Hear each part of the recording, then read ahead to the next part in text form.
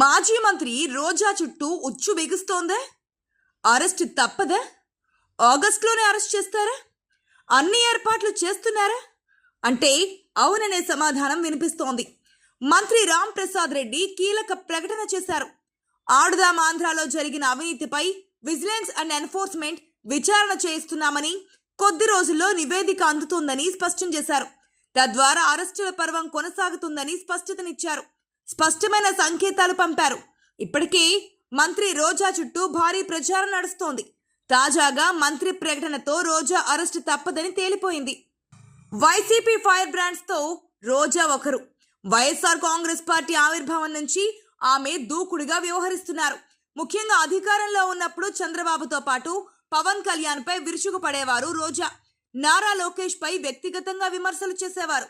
మంత్రిగా ఉన్న సమయంలో నోటికి అడ్డు అదుపు లేకుండా అడ్డగోలుగా మాట్లాడేవారన్న విమర్శలు రోజాపై ఉన్నాయి.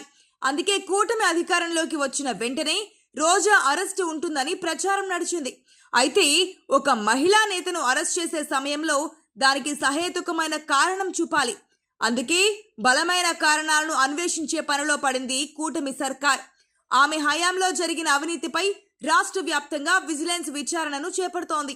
మరోవైపు 2024 సంక్రాంతికి ముందు రాష్ట్ర వ్యాప్తంగా ఆడుదాం ఆంధ్ర సీఎం కప్పు పేరిట క్రీడా పోటీలు నిర్వహించింది నాటి వైసీపీ ప్రభుత్వం.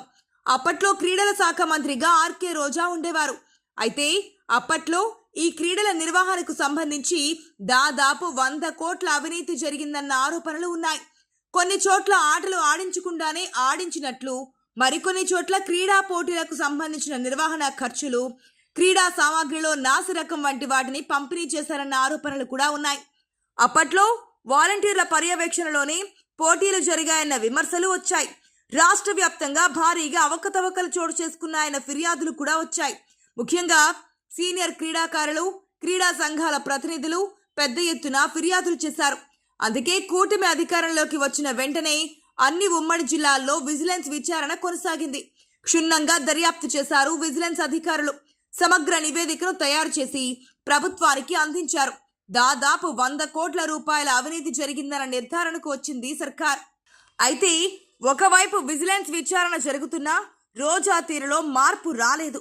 ఒక మహిళా నేతగా తనను అరెస్ట్ చేస్తే ప్రభుత్వానికి చెడ్డ పేరు వచ్చే అవకాశం ఉందని, అందుకే తనను అరెస్ట్ చేసుకోవచ్చు అన్నట్లుగా ఆమె మాట్లాడారు. అయితే విజిలెన్స్ సమగ్ర విచారణలో జరిగిన అవినీతిని ప్రజల ముందు ఉంచి అందుకు బాధ్యులైన అప్పటి మంత్రి రోజాను అరెస్ట్ చేస్తారని తెలుస్తోంది. అందులో భాగంగానే మంత్రి రామ్ ప్రసాద్ రెడ్డి ఈ విషయాన్ని వెల్లడించినట్లు సమాచారం.